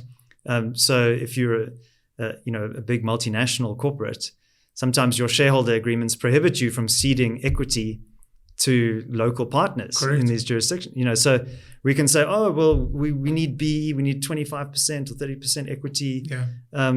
But you're missing the bigger picture about how wealth is actually generated in a society. So that BE mindset, unfortunately, is an extractive one. Yeah. It's to say, oh, I need my piece of the pie. Sure. But what about making the pie bigger? And the question is, what are you bringing to the table? Nothing. You're bringing nothing. You're not bringing skills. You're not bringing ideas. You're not bringing, most times they're not even bringing money. You're just, anyways. I wanted to ask you another very tricky question.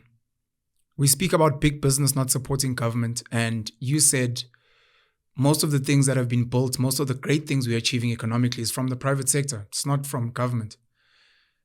Do you believe that there are certain business people that are at the core and are incentivized to ensure that things are the mess that they're in? So we use electricity as an example, and we'll use infrastructure, transport infrastructure that you use as an example.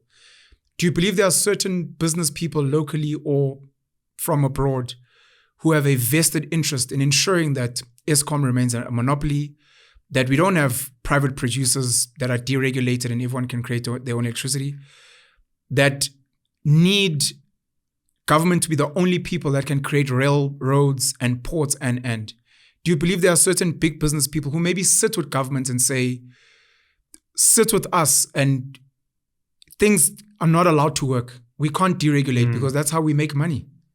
Well, look, a lot of those businesses do, and you're correct, they do lobby for special protection from the government.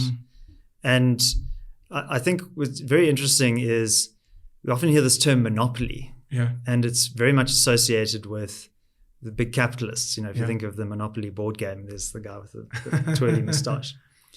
But state-backed monopolies are often far more insidious, right?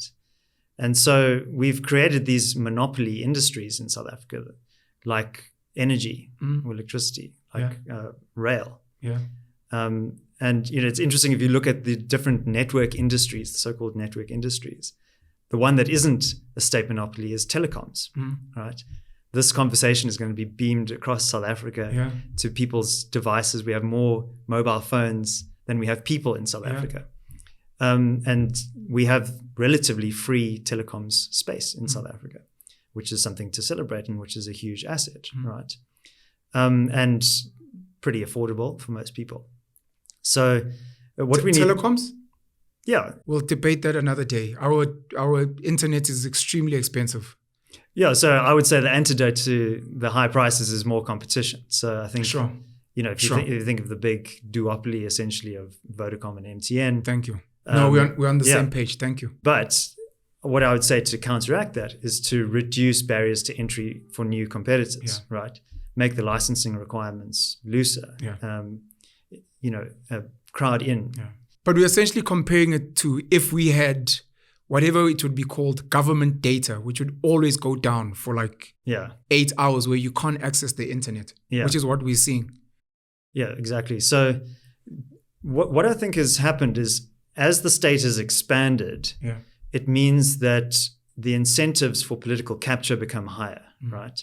Because you have a lot of these so-called businessmen who are actually rent seekers, who are trying to gain access to the considerable resources that the state has. So that's why you saw the pilfering away of billions of rands through Eskom, through the abuse of preferential procurement policy, which was also dressed up as kind of racial empowerment and so on. Of course. But actually it benefited some criminal elements who were just basically sucking that entity dry. And so that's why we advocate for minimal government, because we don't want to raise the stakes. We don't want these criminal elements basically being incentivized to capture resources. Sure. And capture the whole country. If you're going to capture one town, one province, and it shouldn't be affecting all of us, which is what you get, I guess, if you have a Switzerland where small places run their own things. Yeah, because if you know who your political representatives are, you can hold them to account. Yeah. If the purse strings that they have are tighter, then they're less likely to abuse those resources. I'm glad you raised Ernst van Zyl. One of the cool things he raised when we were sitting down was this idea of we need to go back to community service. 1 hour, I think 1 hour per week, every South African citizen should say, I will do community service for 1 hour, whether it is patrolling my neighborhood and updating our WhatsApp group, whether it is trying to see if there's something that can be fixed. I can fix a fence. There's a hole here. There's a pothole. I will close the pothole. Whatever it is in your neighborhood, I'm going to teach the kids how to play sports. I'm going to volunteer my time at a certain school. I have a doctorate in maths. I think I can add value there in how they can solve math sums easier. One of your things was fix things you can do for yourself, things like potholes. And you're an advocate of that. And it's something I'm deeply passionate about because, again, going back to the ordinary South African, we can blame government and big business and everyone for everything. But then there's things like, but what are you doing? Yeah. I think it's about narrowing the locus of control, right? I think a lot of people who are interested in politics, it's obviously endlessly fascinating. Yeah. But it can be very disempowering if you see these big political forces playing out and you are merely an observer of that. So I would say develop an action bias. Instead of your automatic reflex being like, the government must solve this problem. Say, like, well, how can I solve it within my immediate locus of control, right? It's this idea of like making your bed in the morning is a way of empowering yourself. Correct. Right? And then through small little concentric circles, you expand the scope of your influence, right? So not everybody can have the skill and the time to fill a pothole. But through division of labor and specialization and this mindset shift of saying, well, I'm not just going to default to saying that somebody else must sort this out. I'm going to try and get people together, get the resources, the expertise together to solve these problems. I mean, we're seeing this in many of the small failing towns across the platteland in South Africa. Municipalities are they've collapsed. Like they're in arrears to Eskom for billions of rands. They're never going to recover that money. but people need water and streetlights and potholes. So they're doing that at that small scale. Yeah. So I think that is a leading indicator for where South Africa is heading. Sure. And even now in the cities, even though on my drive home to work, I go past all of those gleaming skyscrapers in Sandton. I also drive through rivers of effluent that's leaking out of the sewers, right? And that's kind of a contrast, right? That you have all of this wealth, but then public squalor as well, because the state is failing at that level. Yeah. And so it's a kind of multi-pronged approach. There's the power of your vote. Yeah. That's one thing. There's the civil society participation, being part of an entity like Sakeliga, for example, which is a business association, business group. By the way, Sakeliga is the ones that came up with this idea of state proofing. And they're developing parallel institutions, right? Like Sakeliga, is that Afrikaans? Yes, yeah, Business League. Business League, okay. So Piet Leroux is the CEO there, and Russell Lamberti is the director of strategy. Okay. And so they've seen some of these trends. And so one of the things they're doing is they're providing alternative dispute resolution, which is something that the courts would usually do. Sure. They're also creating platforms where businesses can share knowledge and expertise. They're helping to fix the security situation on the N3 highway, which is very vulnerable to highway banditry and truck hijackings. So there's a lot of power there in terms of building some of these parallel institutions. Yeah. And, unfortunately, the political economy in South Africa is such that the state, the ANC, still has a very strong control over the state. And all of these institutions are basically collapsing. Yeah. And that's going to leave a void, right? And what fills that void, what rushes in, because power abhors a vacuum, what rushes in to fill that is up to us. Yeah. We could either let the criminal syndicates take over and descend into chaos, or we can start building alternative forms of order independent of the state. And that's hard work. It's going to take a long time. Yeah. But it is the urgent problem that we need to fix. I want to give a shout out to Christo Visa, the owner, I don't know what you'd call him today, founder, co-founder, not founder, ShopRite, him. Pepco, I know he took over later on from Renier van Rooyen. But I remember he was asked by a bunch of his mates about potholes and stuff. He was like, guys, but some of these things, you guys have money. Some of these things you can solve yourself as well. Not to say we're defending the government or we're protecting them or we're not holding them accountable. It's to say, but it's your car that's driving over the pothole. So your car gets hit, yes, you have to claim from insurance, but I mean, now your car's buggered. And there you are being inconvenienced. So shout out to him. Very fascinating idea, this thing of alternative conflict resolution, because I have huge issues with our legal system in this country. I don't think it's focused on justice, number one. And number two, I do think it has a bias towards the politically connected and also people that have money. We've got tribal courts, which I don't think are doing their job in this country the way they should. And especially for something as sensitive as family matters. Some of these things shouldn't be given to detached magistrates who really, they're just ticking a box. We need to start finding alternative solutions to solve some of the problems that we can. It doesn't only need to go through certain structures that are controlled by certain people who probably don't even really care about whether this thing gets resolved and if the greater good benefits. So that's pretty dope. And I want to thank you very much for that. Yeah, I mean, this idea of the government must do X, we need to get away from that, because I often say to people, replace the word government with the politicians you know operating on a 5-year election cycle. Hey. And do you still want them to intervene? Do you still want to give those people the power to dictate your life? I don't think so. You spoke about multi-pronged, and this is going to be my last question. Okay. Withholding tax legally, I think that's tax avoidance. Tax evasion is a crime. Avoid tax as much as you can legally. Join civil organizations, get involved, donate money if you have a little bit of money. If you don't have money, volunteer your time or your skills, etc. Big business, of course, must play a factor. Then you mentioned voting, and this is going to be my last question. Do you think all South Africans should vote next year?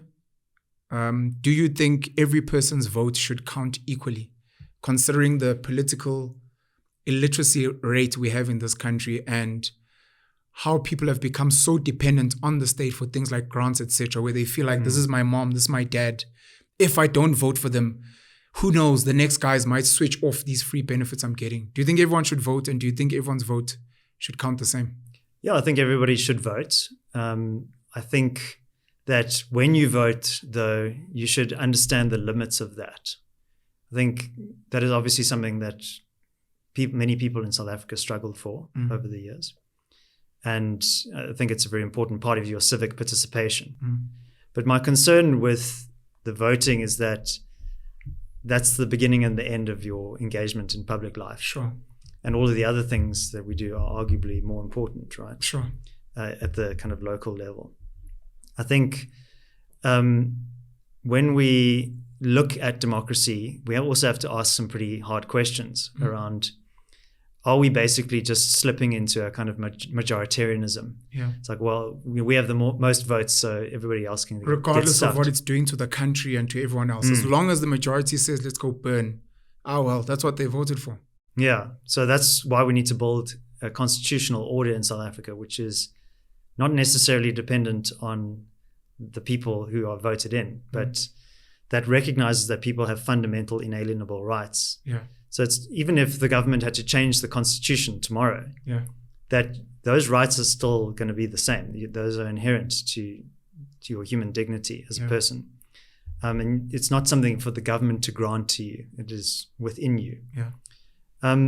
So I think one of the problems with South Africa's democracy is that we have a lot of people in South Africa who've been systematically excluded from the economy by policy choices. Like our labor regulatory framework is highly restrictive. It locks millions of people out. Yeah. Your right to work is inherent, but we say to poor people, we have minimum wage, so you're not allowed to work for below minimum wage. Or you need to be unionized or... Yeah. Those are worth a debate, but I fully understand what you're saying. Yeah, and so you have this huge underclass, essentially, of people who are dependent on the state for the table scraps that the government gives them. Which is way less than minimum wage, by the way. Yeah, 350 Rand, right?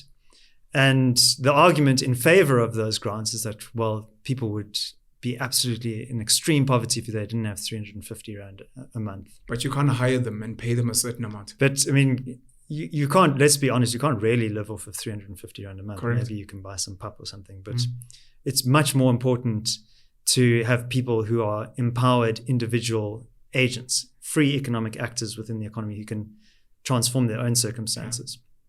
And that's a long road, and it's going to take time.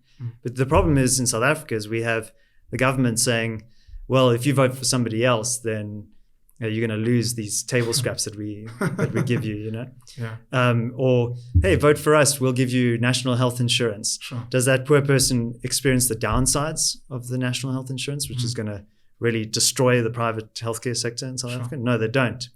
So there are features of our democracy that are not working very well, and we have to be pretty frank about that. I think what gives me hope about South Africa is our ingenuity, our ability to solve our own problems. But we need to also, have this idea of, like, we can't actually create a perfect society. People are flawed, systems are flawed. There's no such, we talked about all of those great countries that have achieved prosperity, but even they are flawed. Sure. But the power is within you, and you have to take personal responsibility for your own fate. And that's something quite difficult to do, right? But taking full ownership is actually much more empowering. Discipline equals freedom, as Jocko Willink said, right? I was about to say, I remember you referencing Jocko Willink, extreme ownership. Yeah. And so I think we need a culture shift in South Africa. It's not just only about policies and politics and everything. It's also about our mindset. And, the great movements through history, like the civil rights movement in the United States. We talked about India, the independent movement that Mahatma Gandhi led in India was essentially around ownership, self-independence. You mentioned Steve Biko there earlier. A lot of his message was about taking personal responsibility, but that's very different to the political class that we have at the moment that says, we are the enlightened leaders of you, and we raise this glass of champagne to our lips and we drink on your behalf, as Kgalema Motlanthe once said. Wow. So we need to kind of embrace this idea of radical self-ownership. And, we spoke about private property rights earlier. And a very important initiative that the Free Market Foundation has run for the last 10 years, since 2013, is the Kaya Lum Project. And the Kaya Lum Project recognizes the importance of private property rights, understands that private property rights have been very unevenly applied in South Africa's history. If you go back 100 years, or 100 and more years, to the 1913 Land Act, which dispossessed black people of private property rights, and also the Group Areas Act later in the 1950s. The Kaya Lum Project is saying, well, we're going to take many of these people who live in former council-owned properties, government-owned properties. In 1991, the state basically divested itself of these properties and handed over ownership to many of these families, black families who lived in towns and cities. But these families didn't actually have the title deeds that proved that they were the rightful owners. So what the Kaya Lum Project has done is, by pooling private capital and working with conveyancers, lawyers, and volunteers, we have transferred title deeds from the municipalities where many of these individuals live into the hands of the rightful owners. So the Kaya Lum Project has transferred 10,000 title deeds. Jeez, that's crazy. Since 2013. Congrats, bro. Thank you. Congrats. I can't take too much credit for that because I only started in 2022. Congrats to the foundation. Yeah, it's look. Shout out to Johan Rupert. I know they also do that in the Western Cape, where they're helping a lot of previously disadvantaged people get title deeds to their property to be like, own a piece of whatever it is and have that dignity as a person. Yeah, so exactly. There are a lot of economic arguments in favor of that. It makes you able to take out a loan. You can use it as collateral for the bank. You can go and seek work elsewhere because, if you come back 6 months later, your house will still be yours. It won't be occupied by somebody else. It helps with intergenerational wealth transfer. As you know, some of the beneficiaries of this, there was one woman who was 101 years old. Right? Jeez. And I don't think she's going to be starting a business tomorrow. Probably not. But when the journalist asked her, why are you so emotional? Why are the tears running down your cracked cheeks? She said, now I can die knowing that my children will have the property that I've lived in for my whole life. And that's hugely powerful. So like you said, it's a recognition of the fundamental human dignity of those people. And again, it's not something for us to bestow on them. It's just recognizing that they are the rightful owners of their properties. And we're hoping to amplify and multiply the thousands of beneficiaries who've been part of the Kaya Lum program. I'm really hoping more people are going to do research on the Free Market Foundation, on the work that you guys are doing outside of the Kaya Lum Project. The idea of freedom and extreme ownership are things, and doing for self are things that I'm extremely passionate about in the way I live my life, in the things that I say on social media, which people say are controversial, the way I try to challenge people's minds. It's just, you are not a zombie, you are not a puppet. Think for yourself. If you disagree with me, please do, but it must be you. It mustn't be because you're reading a script given to you by a government or whoever it may be. If you're not voting for this person, you're wrong, you're a sellout because someone taught you something. And that person that taught you that thing, what are they doing for you? Because I'm telling you, let's say I'm a part of the Free Market Foundation, I'm a part of AfriForum, I'm a part of Gift of the Givers. And the reason I am is because I own my life, I am free, and I am trying to do and I'm trying to change things. And the people that you're busy quoting, what are they doing for you? And what are you doing for yourself? So thank you very much for that. And like I said, I hope you will come back so that we can debate capitalism. Yeah, thanks, Penuel. David Ansara, thank you so much. Be back. Cheers. Cheers, thanks.